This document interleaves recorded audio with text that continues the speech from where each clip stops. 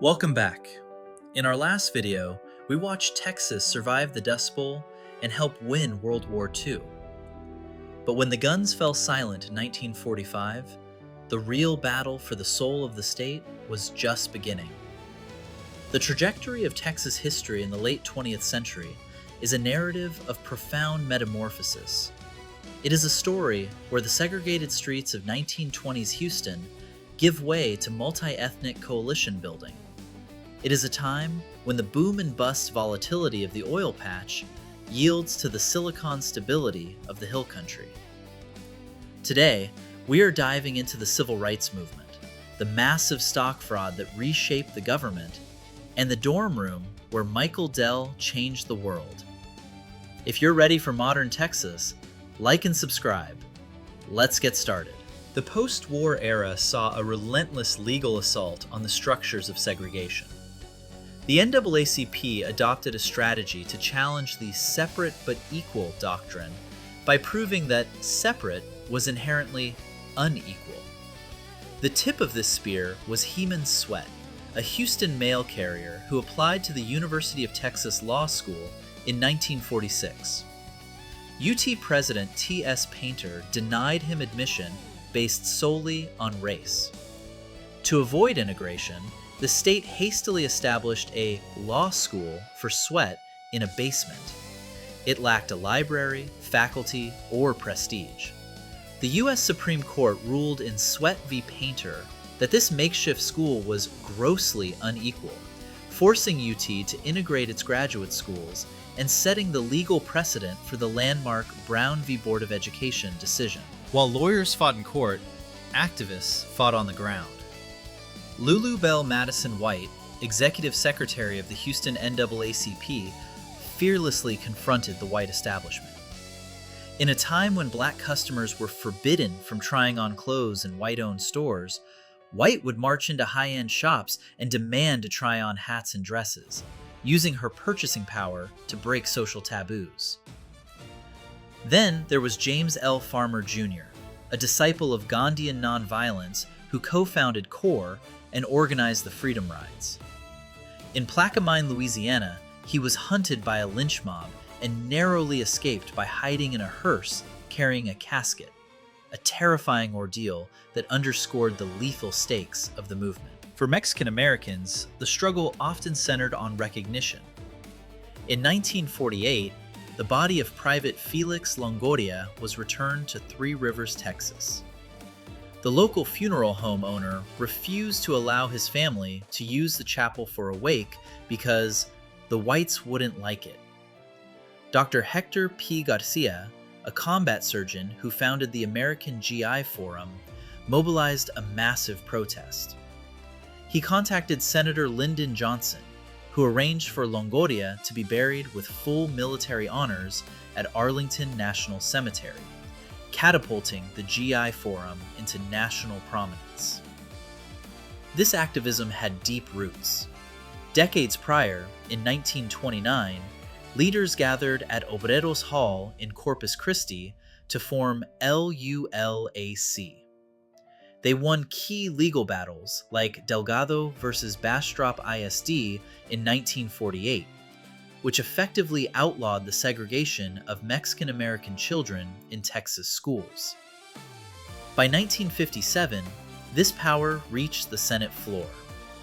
Henry B. Gonzalez launched a record-breaking filibuster against segregationist bills. He held the floor for 36 hours, surviving on raisins and water, reading classical literature until the bills were effectively killed. As the civil rights era reshaped society, the political map of Texas was also being redrawn. For a century, Texas was a one-party Democratic state. This changed with the election of John Tower to the U.S. Senate in 1961, the first Republican senator from Texas since Reconstruction. The shift accelerated in 1978 with the election of Bill Clements as governor. An oil driller by trade, Clements brought a corporate, abrasive style to Austin, vetoing a record number of bills and building the infrastructure of the modern Texas GOP. but real reform often comes from scandal. In the early 1970s, the Sharpstown scandal rocked the state. Houston banker Frank Sharp granted stock loans to state officials in exchange for passing legislation. When the scheme collapsed, it took down the governor and lieutenant governor. The ensuing "Throw the Rascals Out" election of 1972 brought a wave of reform-minded legislators to Austin, who passed open records and campaign finance laws. The drama wasn't over. In 1979, the Texas Senate became the stage for the Killer Bees. 12 Democratic senators went into hiding to break the quorum and block a primary bill. Lieutenant Governor Bill Hobby ordered the Texas Rangers to arrest them, but they hid in a garage apartment in West Austin while the Rangers searched the state in vain. Culturally, Texas identity was being shaped by the Big Three intellectuals: J. Frank Dobie, Walter Prescott Webb, and Roy Bedichek. These friends met regularly at Barton Springs in Austin to swim and debate philosophy. Their gathering spot, Philosopher's Rock, is the birthplace of the modern Texas mythos. Bedichek, a naturalist, once even engaged in a feud with a neighbor over a screech owl nest, successfully arguing that the owls were essential for pest control, a testament to his philosophy of living in harmony with nature. As cities grew, ancient rivalries persisted. The feud between Dallas and Fort Worth, banking versus cattle, was once so intense that an 1890s baseball game between the two cities reportedly ended in gunfire. Today, that rivalry has cooled into a massive metroplex, but distinct identities remain. The late 20th century brought a harsh reality check to the entire state. The oil boom of the 1970s crashed in 1986 when oil prices collapsed from $35 to $10 a barrel. In Houston, see-through buildings, empty skyscrapers, dominated the skyline as banks failed by the hundreds. The bust produced wild reversals of fortune. Recently wealthy oil men were seen selling Rolex watches and Learjets for cash on street corners. The fraud was so rampant in the savings and loan crisis that the government resorted to burning unfinished condominium complexes in Dallas because it was cheaper than completing them. But out of the ashes of the oil bust, a new economy emerged. Decades earlier, at Texas Instruments, Jack Kilby had solved the tyranny of numbers by inventing the integrated circuit during a quiet summer when he had no vacation time. This invention earned him a Nobel Prize and laid the foundation for the digital world. In the 1980s, the torch passed to Michael Dell. As a freshman at UT Austin, he began assembling computers in room 2713 of the Dobie Center. Anecdotes recount him hiding computer components in his bathtub when his parents came to visit. He pioneered the direct-to-consumer model, branding Austin as Silicon Hills. While Austin went high-tech, Houston became the stage for a titanic medical feud. Dr. Michael DeBakey and Dr. Denton Cooley were partners turned bitter rivals over the stolen heart, an artificial heart Cooley implanted into patient Haskell Karp, allegedly without DeBakey's permission. The ensuing feud lasted for 40 years.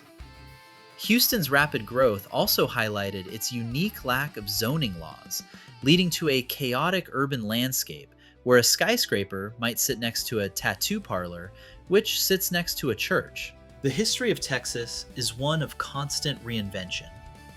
It has weathered environmental collapse, social upheaval, and economic devastation. Through it all, it has been defined by larger-than-life characters, from the quiet genius of Jack Kilby to the moral clarity of activists like Lulu White. As Texas moves further into the 21st century, facing challenges of population growth and urbanization, it draws on a heritage that is as diverse as it is distinct. The Texas mystique continues to evolve. Question for the comments. We've seen Texas shift from cotton and cattle to oil and tech. What do you think is the next major industry that will define the future of the state? Space? Green energy? Let me know in the comments below. Thanks for watching. Until next time, stay curious.